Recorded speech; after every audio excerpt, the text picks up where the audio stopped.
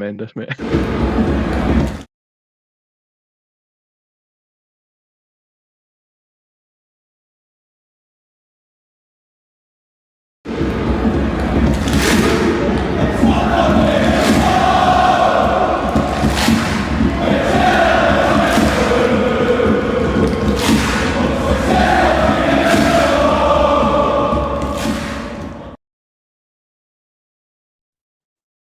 Hello everyone and welcome along to the latest Monday Bulletin from the TII podcast. My name is Craig Dennett and I'll be your host tonight, and I'm joined by Scott Mitchell. Scott, how you doing?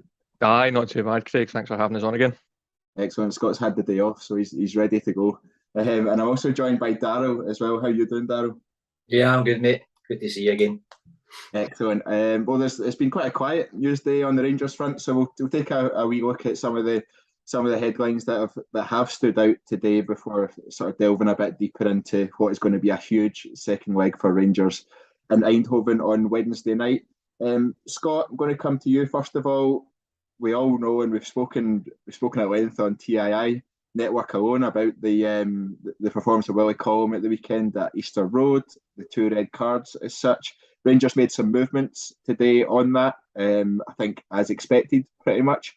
They've instantly appealed to John Lundstrom's red card, and they've kind of held off a wee bit on Alfredo Morelos and appealing that one. I think they've still got time if they want to, but they've also registered a complaint with the SFA, expressing concern over Willie Collum. What are your thoughts on that all-round activity today? The appeal of the John Lundstrom one, the non-appeal of the Alfredo Morelos one so far, and then the overall expression of concern. Yeah, I think for me it's two different instances you're looking at. I think Lundstrom we expect to be overturned without much fuss, but I think I'm going to, for myself, I'd focus more on Morelos's. I think he deserves his punishment. He's been stupid. There's not really much defending him. He's gave the referee a decision to make when he swung the arm out the second time, never mind the first time, and his reputation precedes him. So whether it's right or wrong, I'd be expecting an opposition player to get done if they'd done that exact same thing versus us. So I'm really not surprised that he's been red carded. I wouldn't expect us to appeal it, and if we do, I wouldn't hold out much hope that it's going to be overturned. I think we take our medicine here, we move on, and hopefully have Morelos available for the Celtic game. I think that's the way it's going to work out so far. Big John's, we're very fortunate to have had 2 excellent examples to point out over this weekend of referees deciding that particular sort of challenge isn't a red card offence.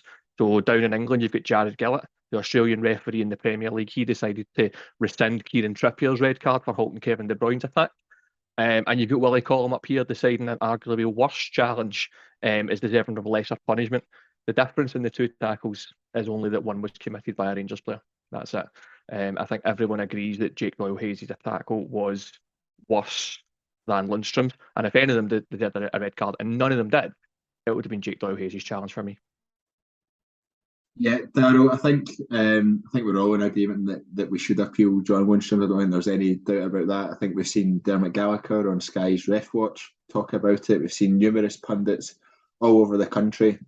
Even saw the Hibs manager come out and question the decision, which is not one that we're used to. Alfredo Morelos, I'd be interested in your view on his red card just quickly, and if that should have been appealed, and then maybe a bit more on Rangers' expression of concern over Willie Collum to the SFA and what impact you think that should have versus what impact it might have. Yeah, pretty much agree with everything that Scott said, to be fair. The Lundstrom one's an easy one. I was at the game Saturday, and even from where I was, I can't believe he sent him off for that. A ridiculous decision. In terms of the club's reaction to it, obviously they've got to flag it. Whether it will fall on deaf ears again, who knows? Obviously the last time, it was the same referee last time complained about. I'm not sure how much difference it's going to make. So you put pressure on the referees, you put pressure on the system to get these guys to make better decisions. If Val's come in halfway through the season, is that going to make a difference? A circumstance like that probably would make a difference, as Scott mentioned about the Premiership game at the weekend, the English Premiership game. So the club have flagged it again, but I don't hold up too much hope, because the level of refereeing in Scotland is getting worse, which is pretty incredible. Morelos one quickly, he's going to get banned for that, and I don't think we'll appeal it either. Yeah, absolutely. We'll come on to some comments from Graham Souness about Alfredo Morelos earlier today on Talksport in a second. But Scott, before we do, um, Gio has always been quite calm about criticising referees in his post-match interviews and that side of things. I think we've seen some claims on social media that people would like him to be more forthright in criticising referees.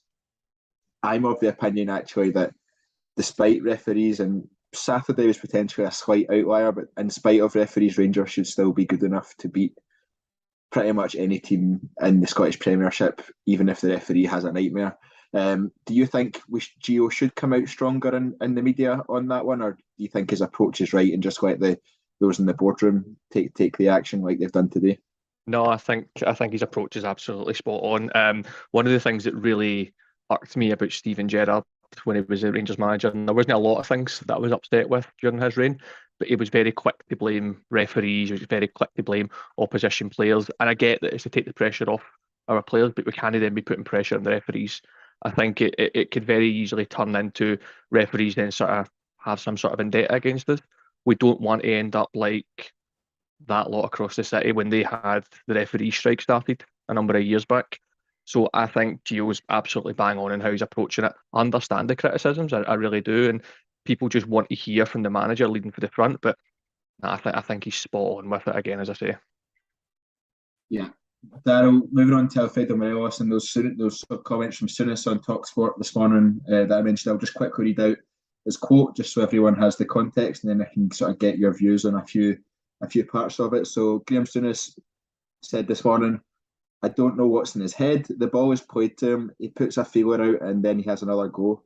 If you do that, you will get sent off. It comes to a point where you need to cut your losses with a player like that, in my opinion. You're picking him to go to Celtic in a volatile atmosphere and you don't know what you're going to get. I think it's a fact you can't trust him. You can't trust him in big games. He gets goals, but if you're offered money for him, I'd be taking it."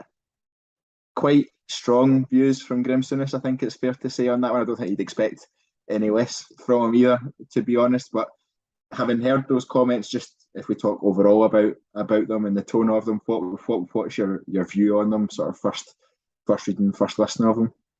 But it can't go unnoticed, the irony. It's coming from Graham Souness, a guy who was sent off in the 80s when he'd done it for less for attempted murder, some of the tackles he put in. So, yeah, there's a bit of a. Yeah, coming from him, that's a bit rich. But I think it's harsh. I think Morelos' discipline has been good over the last few years. You know, it's been a while since he's had one of these incidents. I know one of the boys mentioned earlier in the group chat that it's been since December 2019 at Parkhead was sent off. That was for 2 bookings. Straight red was March 2019, I think it was, at Parkhead. A very similar incident actually with Scott Brown with the flaring arm, left arm again, as we had possession in our own half. So very, very similar instance. It didn't help him this Saturday. It was a disaster at that point in the game. He certainly never does any favours. As I mentioned, he certainly will get banned for it. I think those are harsh criticisms. He's off a 5-month layoff. He's out of shape. He's frustrated. He's not in a team. I'm not giving him any excuses, but that's after the back of how Morelos is feeling just now. But he certainly never done any favours on Saturday at that point in the game. It was such a crucial point, and he's let us down. But, you know, them comments it feels as if they've been lifted for 3 or 4 years ago. Since then, he's been fine. He's an all-time European top goal scorer. He's the best striker we have at the club. I don't think it's very helpful, to be honest with you. Got a lot of respect for Graham Souness, and a lot of fans do. Don't think it's particularly helpful at this moment in time. Same as it with a previous Rangers legend striker digging up Cholak a few weeks ago and all. These don't help. I understand maybe they're twist things, they say certain things like that, but it's not going to help us. Our team anyway at the moment, it's not going to help Morelos, and it's going to raise the issue even further for future games again, where he's going to have this reputation again, starting to creep back into his game, and referees are going to be on it. And the referees are not strong enough. The referees in Scotland are spineless, most of them. So guys that call them that are going to just dive straight in with the red card without taking a moment, taking a breath, and thinking, right, could I cool this down here and maybe give him a yellow or not in certain circumstances. So, but I mean, he's got to take on the chin, Morelos, for this one. He's let us down on Saturday, that's for sure. But I think we need to just mellow it a wee bit. Like, as soon as his words are a bit harsh, to be fair. Yeah, Scott, I think I'd agree with Darrow on that front. I think Hateley's comments on Cholak were really harsh and really, really early in the season as well for that kind of comment. I think Souness has kind of gone over the top a wee bit with these ones. I mean, he talked one of his comments. You're picking him to go to Celtic in a volatile atmosphere, and you don't know what you're going to get. Yes, that's the case, but we've seen him perform in that atmosphere before. We've seen him put in great shifts. For us, it's been, like Daryl said, it's been a long time since he got a red card in those sorts of atmosphere. He's pulled up trees for us in Europe for season after season, which are all big games and big atmospheres. It does feel over the top, doesn't it? Morelos rightly got criticised from all sides for what he did on Saturday. It would have been bad had there been 11 men on the pitch, but when there's 10 men on the pitch at that point, it's just unforgivable. But what are your thoughts on it? I think you're absolutely right, and again, I think Souness, what I've seen, is right in what he's saying in many ways. He's entitled to his opinion, but that to me is all it is. It's an opinion. He's been asked for his thoughts there, and he's given them. As you guys say, Morelos has been red carded in the past, but I think, as I said, his reputation precedes him. There's been a lot of his red cards that I've looked at and thought, that's not a red. You think back to the ones he's got versus Scott McKenna and Aberdeen and everything, he is targeted by referees. There's no ifs or buts about it. And again, you're talking about the Dermot Gallagher section on Sky earlier. I don't know who the second commentator in that video is, but he says, and this is an English guy, it sounds like he's for Liverpool, he says it's because it's Morelos, I think, that it makes it an easy decision for the ref. So it's not just us in Scotland, it's not just Rangers fans that think that Morelos is treated differently to other players. But as you say, Morelos is a big game player for us. It's his unpredictability and he's kind of off the cuff and off the headness that makes him the player that he is, especially in those volatile atmospheres and those big games. He's the sort of player that occupies two defenders and allows the rest of the team more room to play. Again, Souness isn't wrong in anything he's saying, and as an ex-manager of the club, would be stupid to ignore his opinion and advice. But Gio's going to handle it his way. Gio is a big personality, he's a big character, and I think you'll have it sorted. To touch on what Haitley was saying, I think Tony Cholak's been absolutely amazing this season for what he's had to do. He's come in, he's gave us exactly what we wanted, an upgrade on Cedric Itten, an alternative to Alfredo Morelos. I've been really impressed with him. But if I'm going into Parkhead and it's a shootout between Morelos and Cholak, Morelos is getting the nod for me every day of the week. Yeah, Darrow, that's an interesting point actually. Just with how Morelos has kind of performed since he's been coming back from injury. I don't think he's had more than 30 minutes in any game so far that he's played. Antonio Cholak's obviously been banging them in, but not necessarily providing the same interlinking play that Morelos does. There were quite a lot of suggestions after the weekend that Morelos is in a fight for his starting position with Cholak. I think many at the start of the season would have just assumed Cholak was a bit of a stopgap and would eventually return to being the backup. How do you see that dynamic at the moment? I think at the moment, I think it's Cholak's jersey at the moment. I understand what Scott's saying that obviously the powder keg clash at Parkhead in a couple of weeks coming up. Obviously, we've got a few games between now and then, so how they both perform between now and then is made a difference as well. But in that sort of environment, obviously, what Morelos is a better option, is a better player. But Cholak's done nothing wrong and suggests he should be taken out of the team. There's a few other personalities in the team whose position should be under question just now at Bonchway in terms of their performance. But particularly great. But I think Cholak's done fine for the little service that he gets from the wide areas this season to get the goals that he's got and to get involved in the game as much as he has. I think he's done well. We need Morelos fit, we need him firing, we need him ready. But at the moment, that's not the case. So at the moment, Cholak's the choice. Yeah, I think I have to agree with that at the moment. Until we see a fit and firing of Alfredo Morelos, it's difficult to fire him into the starting lineup. One last point on that one, Scott, just with in the final paragraph or the final part of the quote that Souness said he gets goals, but if you're offered money for him, I'd be taking it. Someone in our comments of the flagship podcast last night said they would send Morelos out on loan, which to me is just absolutely insane. But I know every player has his price, but I think Alfredo Morelos is one of the ones that they kind of keep no matter what, isn't he? 100%. I mean, if you gave us 20 million, we probably couldn't replace Alfredo Morelos pound for pound there. He's irreplaceable to our team. And I think if you take him out of the team, you need to change the whole way that we approach things and the way that we play, especially in that kind of final third build-up.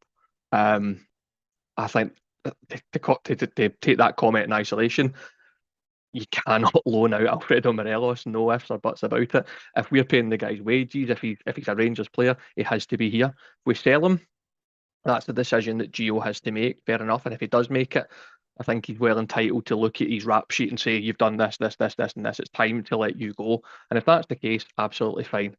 We are not loaning Alfredo Morelos out. That would be absolutely crazy. No chance. Yeah, I think that was a comment that was swiftly batted down by everyone else in the comments at that stage. But I think, to be honest, if we got offered 20 million for Alfredo Morelos, I think I'm taking it. I think if it's any more than 15 or more, I think it's see you later, Alfredo Morelos. But I don't anticipate a bid like that coming in for him, and so I fully expect him to play a major role this season. Before we start looking at PSV, Darryl, I wanted to touch on some news that kind of came out of one of the other clubs in the Premiership today. It's from St Mirren. So earlier this season, I think it was the start of this season, along with quite a few other clubs, St Mirren committed to only providing away fans, including the Old Firm clubs, with one stand in their stadium and maintaining the other three sides of their stadium to accommodate families. They didn't really want to move season ticket holders who were in a second stand that away fans might potentially have taken on, which is completely understandable and completely their prerogative. And I think they're trying to build their fan base as well, is one of the arguments that they want to do, and they think inconveniencing them for a few games a season is really detrimental to that. But basically today they circulated an email, and I think it was on the back of a survey that they did with their fans, but basically saying that they're launching their incentive for a one-off voluntary contribution of £30 to supplement the loss of income. So they obviously know they're taking a hit by not getting the Old Firm teams to have two stands at that. It'll be really interesting to see how many people actually take up that extra £30 for no real additional value at all. They're not getting a ticket to a game, or they're not getting money off a strip or anything like that. It's just £30 to help the club, I guess, cover that loss of income they had. What are your thoughts on that? I think it's been reported quite a lot as being it's an anti-Celtic, anti-Rangers kind of thing. But I don't think it is that, if I'm being honest, and by how it's reported, it seems to be more of a building their own club side of things. How do you view that? Well, they've got to prioritise themselves. It's absolutely down to their decision how they want to move forward with their club. We have no right to suggest that we should have X amount of stands or X amount of fans there for certain games. We know they're going to have to take a financial hit. That's the obvious situation. And clubs have done it in previous years and reverted back to the previous allocation. Obviously, I go to away matches, or back going to away matches this year again. So the idea of trying to get a ticket, a lot of us is a case that it's obviously less chance now, with less tickets available. But it's something they've got to look after themselves. The same with our club as well. Obviously, as I saw on Twitter recently, there was the latest argument about away allocations for a certain club in Glasgow. That started up again, and it's up to the clubs themselves to say what they want to do going forward. As you said, though, I don't know how many would take up that extra £30 donation. I'm sure if you're looking after your club and you want to support them in any way possible, you would do that, as much as we've done over the years in the situation we've found ourselves in, the money we've ploughed into Rangers. So if their fans want to do that, then they can do so. And I say look out for number one. So I've any issues with that whatsoever. Yeah, Scott, just touched on the away tickets side of things. It seems to be getting harder and harder as a Rangers fan to get your hands on an away ticket. I know Kyle, one of our hosts, applied for every single away ticket last year and didn't get a single one. So is to see clubs cutting their away allocations, like Darryl says, it's up to them, and they've got to look after themselves. But as fans that like to go to the games and try and get to as many as possible, it's difficult to hear, isn't it? It is. I've got a kind of alternative view to both you guys. Probably, I don't think it's a cracking idea at all. I'm one of the guys. I'm all for building the game up here, but I think to do that, we need to have a spectacle to look at. We need full stadiums, and the St Mirren are saying, you're not going to sell your seat for this game, but we want you to buy a seat so that somebody else can sit in it. That's the basic idea I'm getting for this premise. What are we going to have, a half-empty stadium come game day? We're not going to have the atmosphere that we potentially need. It's cutting off their nose to spite their face. We all saw, fortunately we weren't able to be part of it, we also saw how sell-out Saturday went when the teams in the top division tried to do that. Didn't go very well. And I don't expect that this is going to go very well either. I don't think there's maybe a lot of St Mirren fans that really do buy into it. A lot of them might have said, it sounds like a cracking idea in the survey, but I'd expect that the return's going to be very, very meagre from this. I'm in the unfortunate position where I actually know two people that support St Mirren, and I don't think they'll be contributing towards this at all. I don't see it happening. I just think it's a ludicrous idea, if I'm totally honest. And if other teams start following suit, you're going to have that half-empty stadium come match day. And if it's on the telly, it's just a worse, and it's a worse experience for everybody watching it. We're already going to have Stephen Robinson playing 10 men behind the ball with the 11th man closing down the back line for that full game. So if there's going to be no atmosphere, what are we watching for? Yeah, I think a lot of the points you made in there are fair. I do think we need to have that spectacle, and it was a point that Ross made on the podcast last night as well, in terms of referees and their decisions, and how people from the outside are watching us and almost laughing at us and at our game because of the decisions the ridiculous decisions that referees are making. And I guess the same could be said for that kind of thing. But as we said, it's St Mirren's decision to look after themselves, and they see that as a way to go. I think it'll be interesting to see the total numbers of £30 that are paid. Be surprised if it reaches much past double figures, but it'll be interesting to see, and we'll keep a watching eye on that one. Back to Rangers matters anyway. Big game on Wednesday away to PSV. Obviously 2 each after the first leg. I still don't know how I feel about that first leg, if I'm being honest. I felt at times that we should have went ahead and won 3-1, potentially more. Times I felt we could have been pummeled 3-1 or 4-1. Darryl, how are you feeling heading into that game as we sit here just now? It's going to be difficult, isn't it? I think the result last week was a fair result. First of all, I think a draw was a fair result over the whole game. I think both teams had bits in the game that they played well, they done well, and parts of the game were scrappy. I think the conditions certainly played a part last week as well. So I don't know what the conditions were like Wednesday night, but we'll see. I think it's a positive result for PSV. I think they'll be happier. I think they're more confident getting the game. I think they're certainly the favourites in the game. We're going to require, collectively and individually, probably our best performance in Europe. It's going to be Dortmund-esque, it will need to be honest with you, especially if PSV and their fans are up for it for the start. It's going to be a difficult night for us. But you never know. As I say, some of the European games that we've had, mainly at home, that is, of course, apart from the Dortmund game, they're surprises. We're going to require that again. It's going to be a really, really tough night. I really don't know how to call it, to be honest with you. I'm not going to make any predictions about it, because we might nick it, or we might end up getting a bit of a tank in the bunch. It depends how we start as well in the first 10-15 minutes. We can't have a first half again that we've been having recently. We can't go out there and approach a game like that. I know it's Europe and the tactically will set up slightly different to a league game, but the first half against Saturday was really poor. First half at Livingston was really poor. USG, even the USG at home, till we get the penalty, wasn't great. So yeah, we're going to be at it right for the first whistle. Don't even ask me who I'm going to start, because I'm still annoyed at the team for Saturday. I'm still annoyed at certain players. I don't even know who. Don't ask me who should start right wing. Don't ask me who starts right wing. It's going to be difficult. But listen, we've got a chance. It's a 90-minute game, or maybe more, on the night. So we'll get a right good goal, hopefully. And I think tactically get it right, and we can get individuals at their best. We've got every chance, but I'm not overconfident. Scott, it's effectively a one-game shootout to get into the Champions League, and I don't think we could have really asked for much more than that from the start of the qualifying stages. We knew we were going to come up against a high-quality team in the playoff round. We've got PSV who are really good quality. They've got guys like Gakpo, who Man United have been interested in, valued them about £35 million. I think Everton were rumoured to be in for him today. I think James Tavernier, one of my mates, works in a restaurant in Glasgow, and Tav told him the day after that Gakpo's the fastest guy he's ever seen. So I think that's a bit of an insight into how hard it must have been to play against them. And I think overall we've got to be happy with it, though, that it's a one-game shootout. How are you feeling heading into the game? Are you confident? Are you a bit nervous? How are you? Nervous is exactly how I describe it, Craig, if I'm honest, mate. Like you say, it's a one-game shootout. So if you'd offered me this at the start of the season, absolutely, I'd have bit your hand off and said, let's do it. As Darryl mentioned, it's going to need to be Dortmund-esque if we're going to win this. PSV, I thought, on reflection, actually really impressed me when I look back at the game.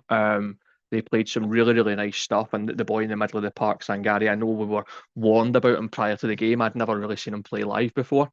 What a player he is. He's an absolute beast in the middle of the park. And if we're going to get anything out of the game over there, we need to find a way to handle him. Daryl's talking about not really knowing who he's going to set up. I've got an idea of what I'd like to see. But any style that I'm thinking of, I'm thinking, how do we combat both Veerman and Sangari in amongst that? Because it's going to be very, very, very difficult. They had a lot of chances when they came here. I think a lot of people forget about the Luke de Jong chance in the first 5 minutes where he probably should have scored. I'm nervous, but we're Rangers, we can do it. Absolutely, I have to agree with you on Sangari. He was an absolute Rolls Royce of a player last week in the middle of that park. I hadn't really heard of him before, if I'm being honest. I heard of quite a few other players, but Sangari was not one that was on the radar. But I was really impressed by him. Daryl, next question to you. So who do you think is going to start right wing? I'm just kidding. Leave us, your uncle.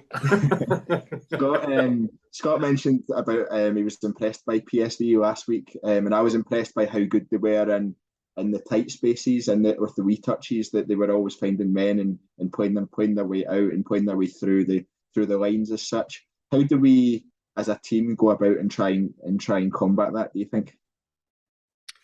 Just get stuck in. Just hit my couple of kicks. They're a very tidy team, technically very good, as you would expect. They're obviously a big club, and they talk about some of the valuations of the players that we've seen recently shows you how good they are, how well regarded they are. As I said, in terms of selection, I don't know. We've just seen a few changes recently, and it's not really clicked into gear at all. Do we go defensively? Do we try and catch one on the break? I'm not really sure, to be honest with you. They're a very good side. We're going to need to be at our absolute best. The midfield is key, as Scott mentioned, yourself mentioned. It is obviously difficult in there. I thought we'd done okay in the first leg. I thought it was a fair result in terms of how tactically we set up and just try and suffocate them for the start of the match and try not let them play through us too much. And obviously Tar did have a difficult particularly first half. I noticed last week, obviously the boy Gakpo at left wing was very quick, big, strong, powerful. He's got his hands full again there if he's involved in Wednesday night. So yeah, it's going to be a difficult one for us on Wednesday. I really don't know. This one. In terms of the tactical, how to set up, who plays in there. I'd quite like to see Davis get involved again, the Lundstrom in the middle. If I had to choose, with Lawrence probably, with my three in there, I think it's our best option. Not just to combat them in there, but also when we have the ball ourselves and using the ball properly, because when we do get the ball, we're going to have to use it properly. We're going to have to make sure that every opportunity we get forward, we get there. And but yeah, it's going to be difficult, man. It's going to be really difficult. Yeah, I agree. I don't think anyone's under any illusions that it's not going to be a difficult night for Rangers, but hopefully we'll be able to find our way through and into that Champions League group stage draw on Thursday. Scott, just to close off the podcast, just about to reach the half-hour mark. I know you said you'd thought about your team and you had a bit of an idea of how you'd like to see us set up. Can you kind of talk us through that and tell us how sort of different that is to the first leg? Aye, so I think we're probably looking at a sort of Leipzig-esque formation with probably John Lundstrom dropping into the back three or back five at times. I think that's probably our best chance of kind of sitting and trying to take the guys in the counter. I agree with Darrow though. I love Lundstrom in the middle of the park, and I think he's at his most effective there. But him allowing himself to drop back in and then come out when we're on the counter, it just gives us that extra element of surprise that teams really struggle to manage with. I think going with a narrower formation and allowing the wing backs to get up the field as well, and Tav and Borna taking away a lot of the defensive duties, I think that's going to be potentially really key for us. But the one thing I've got written down, I put it in bold. I think Malik Tillman is going to be unleashed against PSV, especially after being rested against Hibs. I think he's going to be key for us, and I think it was very key that Gio dropped him against Hibs to give him the time to get ready for this game. He could be the game changer for us. He's a big player, big boy as well. And I don't really think PSV saw the best of him last week, so he's got a point to prove there. I think Tillman struggled last week. He was almost non-existent for much of it, and he was wanting too much time on the ball. Hopefully that game was a bit of a feeler for him, so he knows how much he's got to pick up the pace. And he's, like you say, he's a strong guy and he can make a real impact. I do actually think we missed him quite a bit on I was going to say Sunday. Days are all rolling into one Saturday against Hibs there. But I think, I think if we're going to win, we need guys like Kent, Kent, Tillman, Lawrence, Cholak, they all need to perform as does every other person in that team. I think we'll leave it there, lads, because that's us just reached 7:30. So thank you very much, Scott, for joining us. Thanks very much for having us again, guys. Take care. And you, Darryl, I'll be chasing you up tomorrow for your right winger choice.